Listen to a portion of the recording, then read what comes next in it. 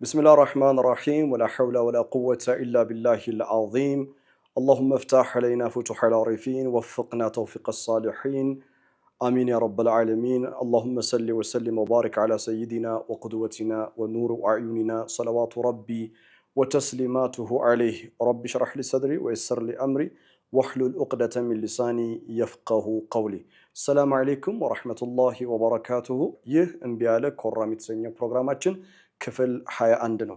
በክፍል 20 ላይ ስለ ሸይጣን የመወስወስ አቅም እየተነጋገርን ነበር። የሸይጣንን የመወስወስ አቅም መከላከል የምንችለው በንቁ በመሆን መንፈሳዊ በመሆን የሸይጣን ጦርነት መንፈሳዊ ስለሆነ መንፈሳዊ ትጥቆችን ሰላትን፣ ኢማንን፣ ዚክርን መታጠቅ አለብን። ከምንም በላይ ደግሞ በልሁ ቁርአኑ መጂድ ፊ ለውሂ መሕፉዝ መጂድ የሆነው ቁርአንን መያዝ ያስፈልጋል። መልካም። ስለዚህ ሸይጣን በእኛ ላይ ያለው ፓወር ምንድነው? መወስወስ ነው። ያንን መከላከል የምንችልበት የኢማን ፓወር ነው ብለናል። ስፒሪቹዋል ፓወር ነው።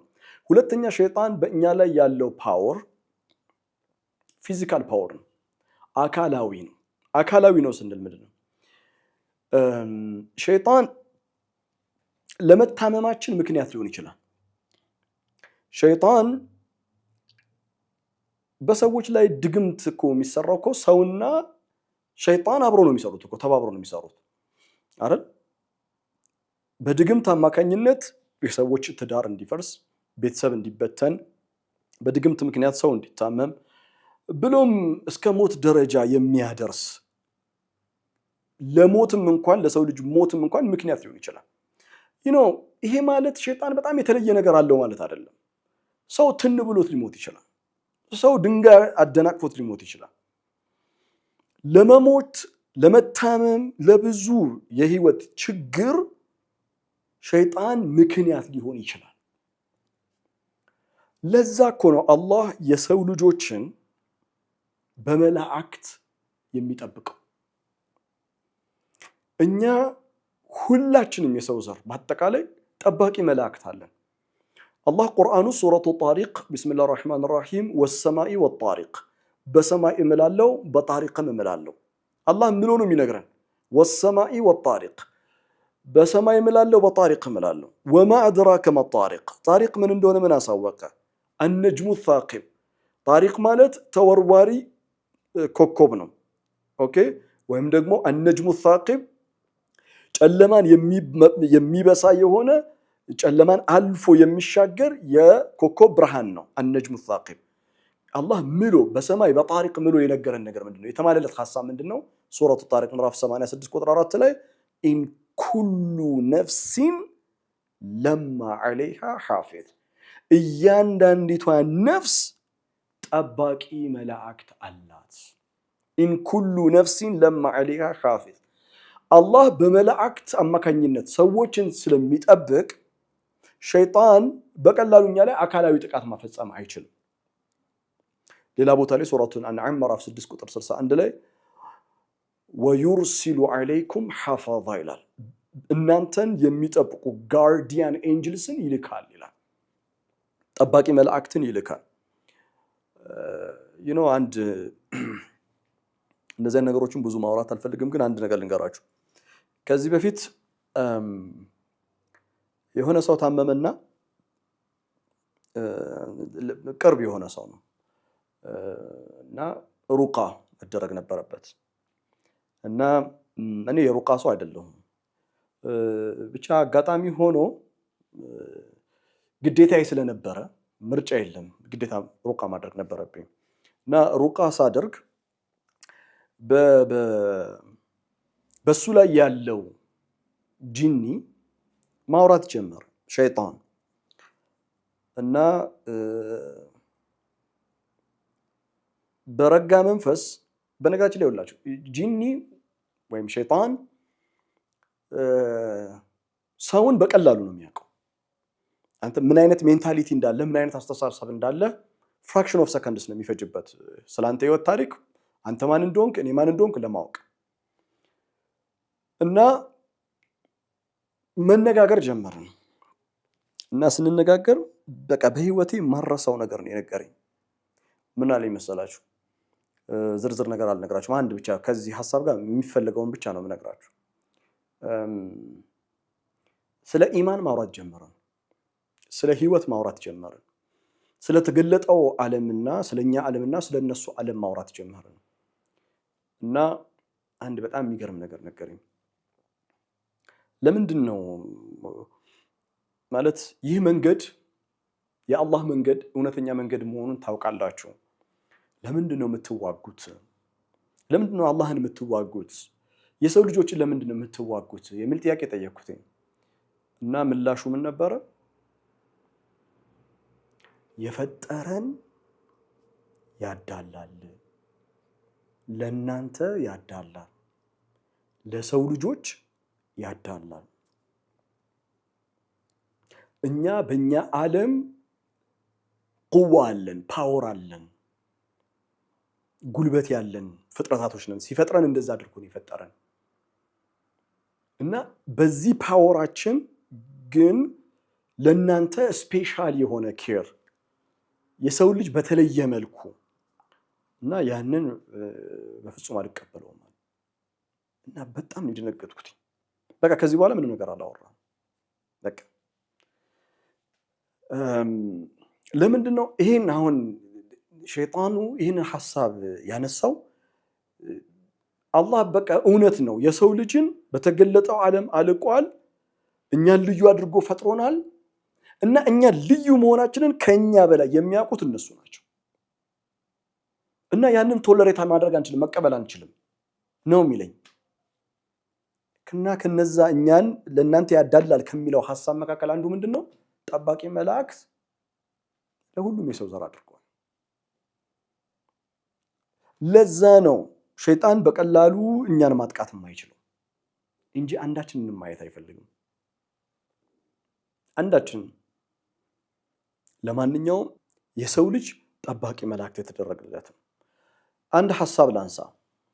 አንዳንድ ሰው ከኛው ከሙስሊሞች ሸይጣን እኮ ደካማ ነው፣ ደግሞ ሸይጣን ምንድነው? እና የቁርአን አያም ይጠቅሱልሃል። ሱረቱ ኒሳ ምዕራፍ 4 ቁጥር 76 ላይ ኢነ ከይደ ሸይጣኒ ካነ ضعيفا ብሏል አላህ። የሸይጣን ከይድ የሸይጣን ሴራ ከጥንት ጀምሮ ደካማ ነው ብሏል። ሸይጣን በእኔ ላይ ጉልበት በፍጹም ሊኖረው አይችልም። ጀስት ከኔ የሚጠበቀው በቀን 5 ወቅት መስገድ ሰላት ነው፣ ቁርአን መቅራት ነው። በቃ ደን አለቀ ነገሩ። ይሄንን የሚል ሰው አንተ እንዳልከው ቀላል ቢሆን ኖሮ ጥሩ ነበር፣ ግን አይደለም። እኔ የምልህ እስቲ ይህን ሐሳብ ሳላብራራው የሸይጣን ሴራ ደካማ ነው ብሎ ነገረናል አላህ አይደለ?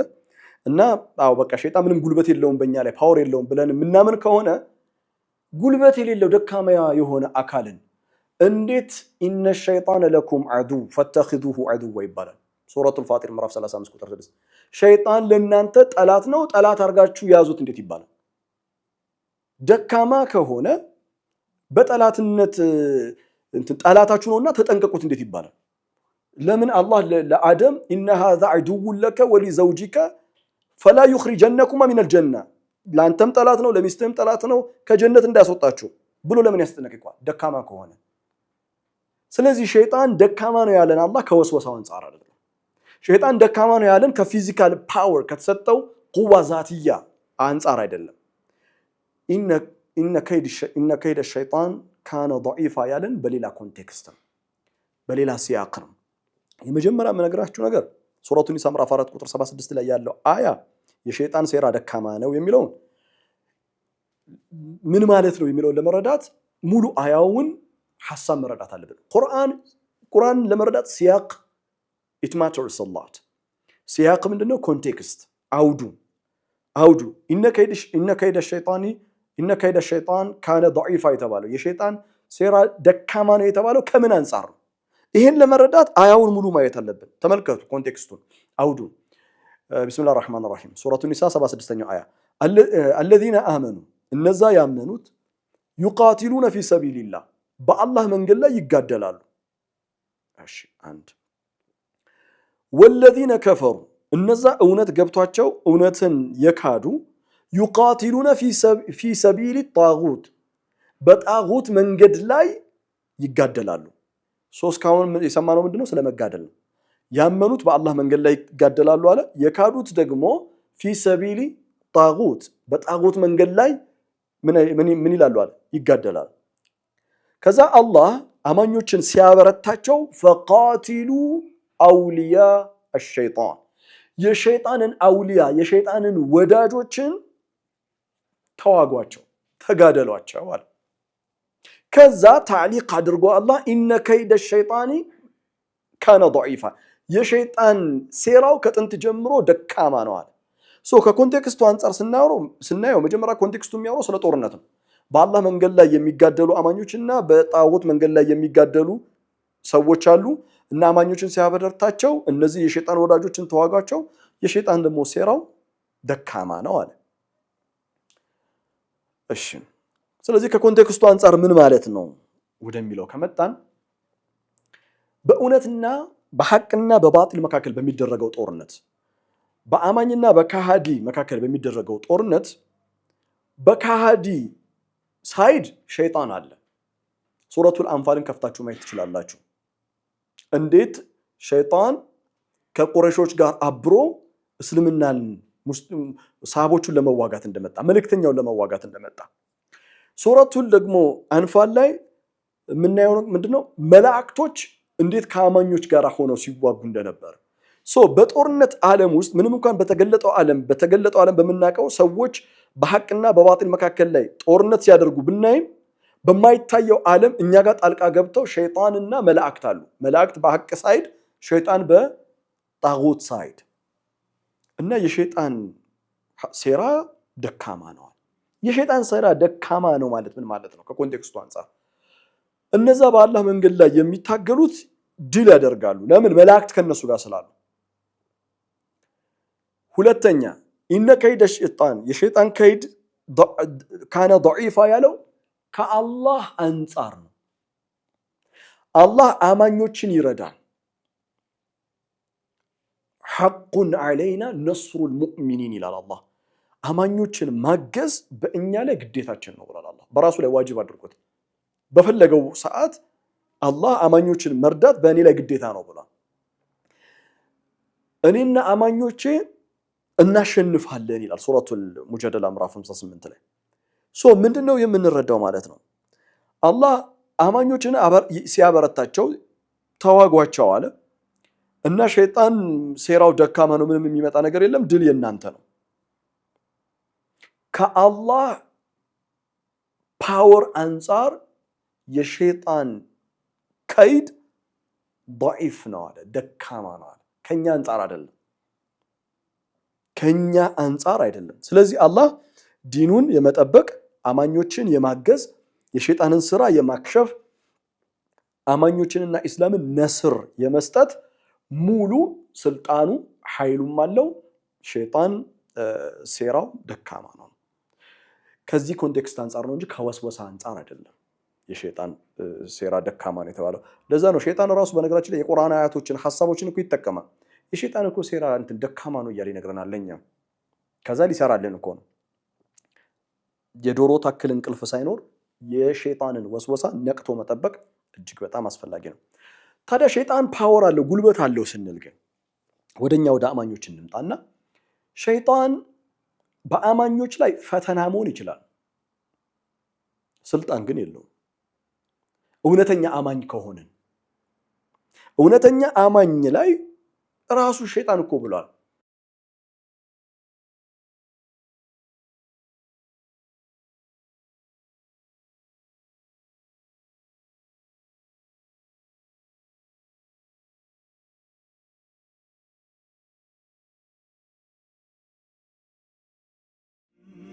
መብሩክ ዓለይኩም። በሲራ የቁርአን ጥናት ማዕከል በሲራ ኢንስቲትዩት ፎር ቁርአኒክ ስተዲስ በአላህ ፈቃድ አዲስ የገነባ ነው የቁርአን ጥናት ማዕከላችን ነው። እንኳን በደህና መጣችሁ።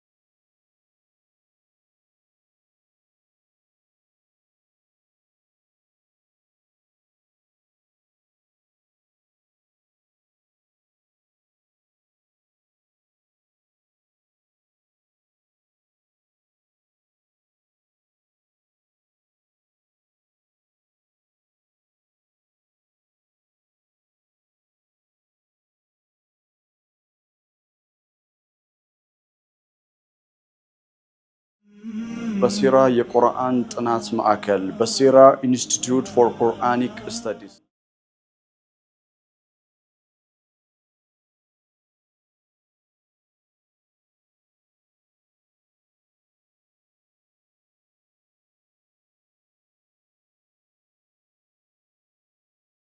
በቃ ባሮቼ ሲቀሩ በሌላው ላይ ስልጣን አለኝ ብሏል። አየህ ኢማን ቁወቱል ኢማን የኢማን ጉልበት የሸይጣንን የወስወሳ ቁዋ ማንበርከክ ይችላል ማለት። ይሄ ፋይት ግን ይሄ ጦርነት ግን የሸይጣንን እኮ ያ አላህ ወስወሳ ድል አድርጌ ጨረስኩኝ አላስተረፍኩትም ማለት ግን አንችልም። እስከ መጨረሻው እስትንፋሳችን ድረስ ያለ መንፈሳዊ ጦርነት ውጊያ ነው። ለማንኛውም ይሄን ያህል ካልን ወደ ሱረቱል አዕራፍ እንመለስ። ሱረቱል አዕራፍ ቁጥር 14 ላይ ቃለ አንዝርኒ ኢላ የውሚ ዩብዐሱ እንግዲህ ቁጥር 13 ላይ ውጣ ተብሏል። ፈህቢጥ ሚንሃ ውረድ ከዚህ ፈማ የኩኑ ለከ አን ተተከበረ ፊሃ ፈኽሩጅ ኢነከ ሚነ ሳጊሪን ብሎታል። አላህ ሳጊር ትንሽ ነህ ብሎ አባሮታል። ከዛ ጥያቄ አነሳ 14ኛው አያ ላይ ሱረቱል አዕራፍ ምን አለ? ቃለ እንዲህ አለ አንዝርኒ አቆየኝ ኢላ የውሚ ዩብዐሱን እነዚህ ፍጥረታት እስከሚቀሰቀሱበት ጊዜ ቆይ ምን አለ? ቃለ አንዝርኒ አቆየኝ አለ ኢላ የውሚ ዩብዐሱን እነዚህ ሰዎች እስከሚቀሰቀሱበት እነዚህ የውሚ ዩብዐሱን እነሱ እስከሚቀሰቀሱ እያለ ነው። ሱረቱል አዕራፍን ከቁጥር 11 ጀምረን እንየው ድጋሚ ወለቀድ ኸለቅናኩም ثم ሰወርናኩም ثم قلنا للملائكة اسجدوا لآدم فسجدوا አይደል ፈጠርናቸው አለን አላህ ለመላእክት ስገዱ አለን ለአደም ሰገዱለት ኢላ ኢብሊስ ለም የኩን ሚነ ሳጂዲን ከዛ አላህ ጠየቀው ቃለ ማ መነዐከ አላ ተስጁድ ኢዛ መርቱክ ቃለ አና ኸይሩ ሚንሁ አሁን ጉዳዩ ከማን ጋር ነው? ከአደም ጋር ነው። ቃለ አና ኸይሩ ሚንሁ ኸለቅተኒ ሚን ናር ወኸለቅተሁ ሚን ጢን ከዛ አላህ ውረድ አለው ከዚህ ኢነከ ሚነ ሳጊሪን ተባለ።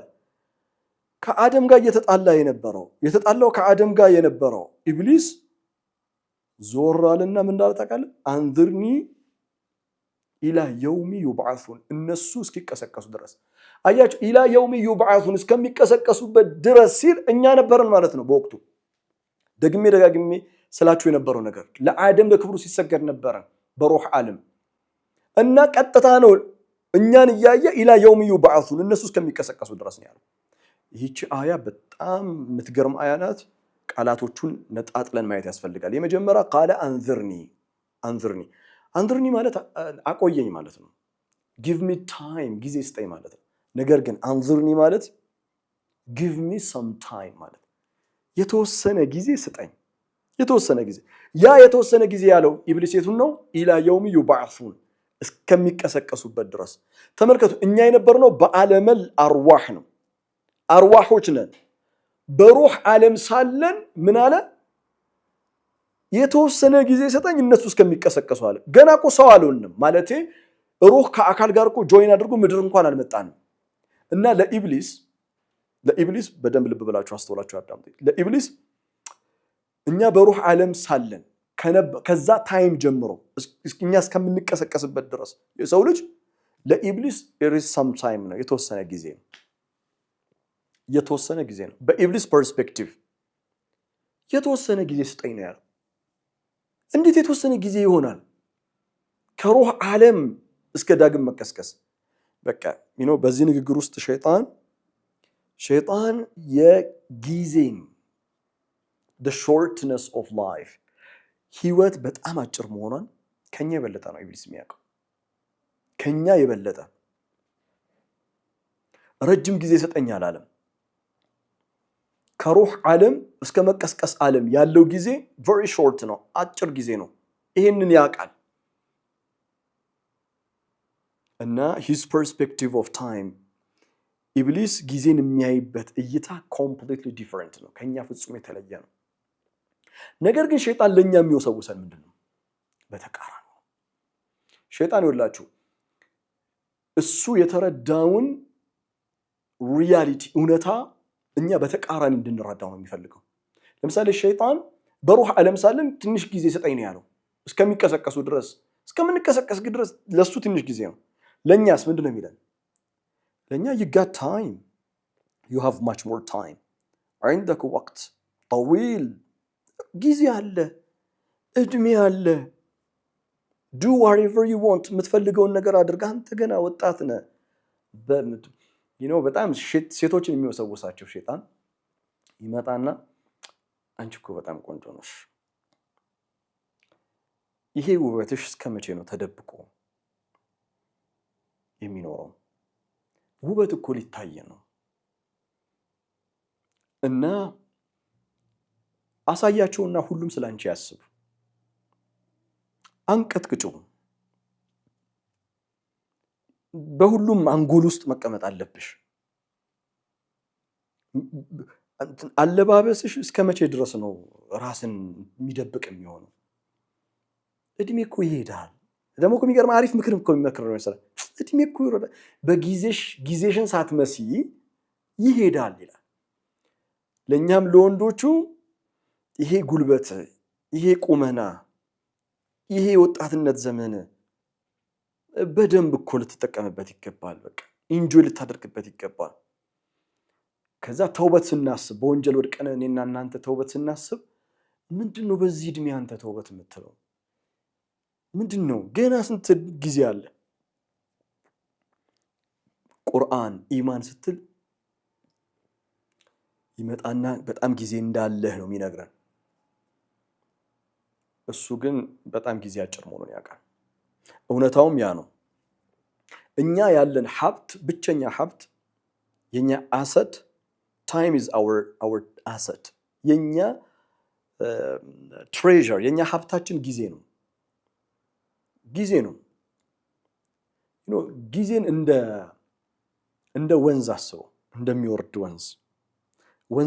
ወንዝ ዳር ላይ ቆመ የሚወርድ ወንዝን ስታየው የመጀመሪያው ውሃው ይሄዳል ከዛ ቀጣይ ሁለተኛው ውሃ ነው ከዛ ሶስት እያለ ይሄዳል መልሰህ እኮ ያንን እኮ ውሃ ማየት አትችልም መልሰህ አታየውም የኔና የናንተም ጊዜ ይሄ ነው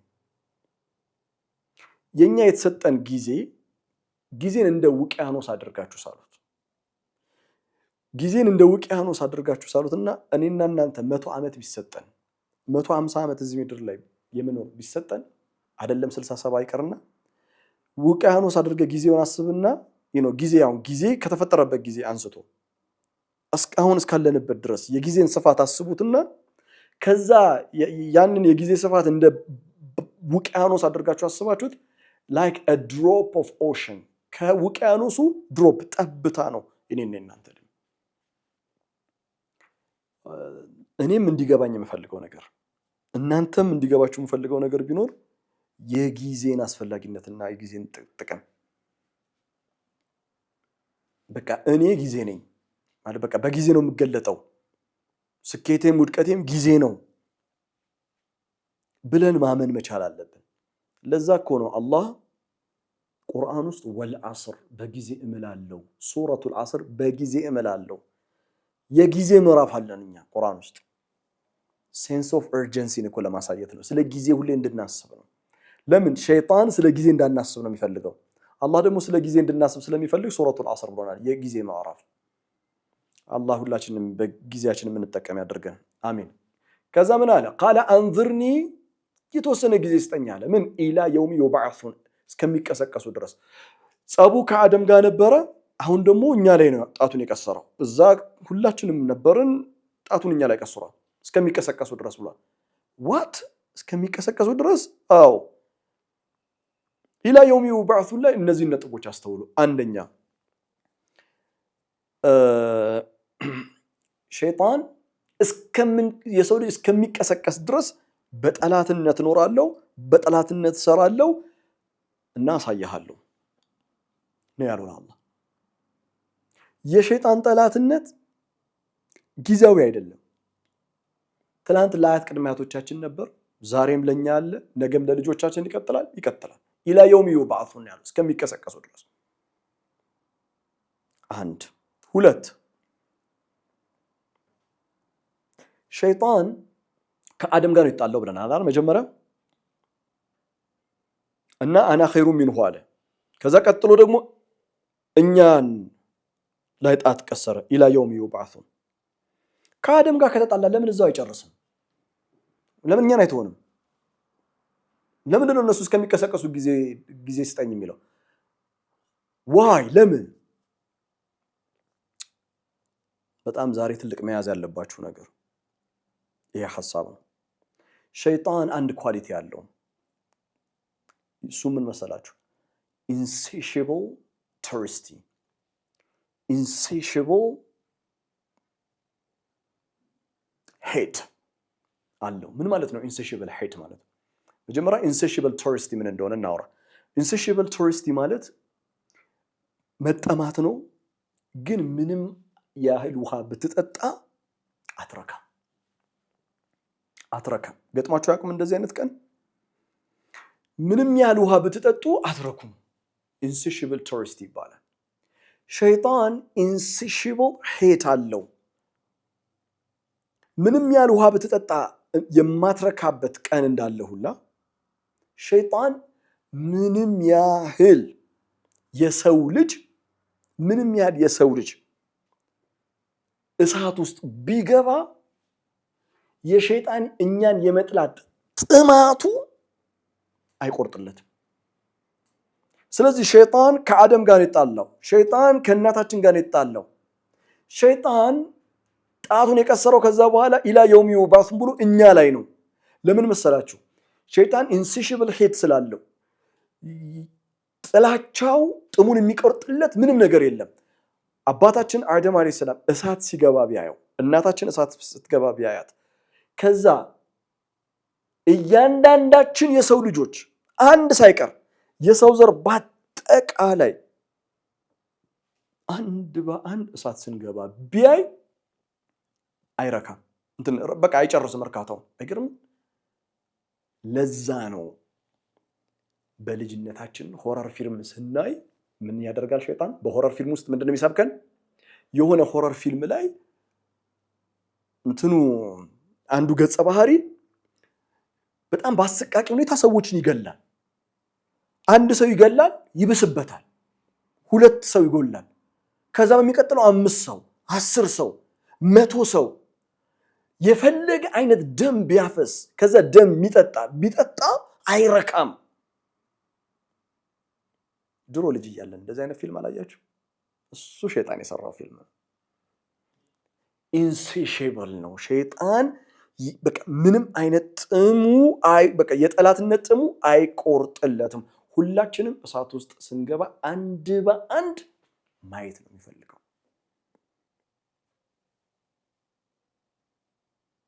አላህ ከሸይጣን ጠላትነት ከሸይጣን ወጥመድ ሁላችንም ነፃ ይበላል። ከሸይጣን ክፋት አላህ ይጠብቀን።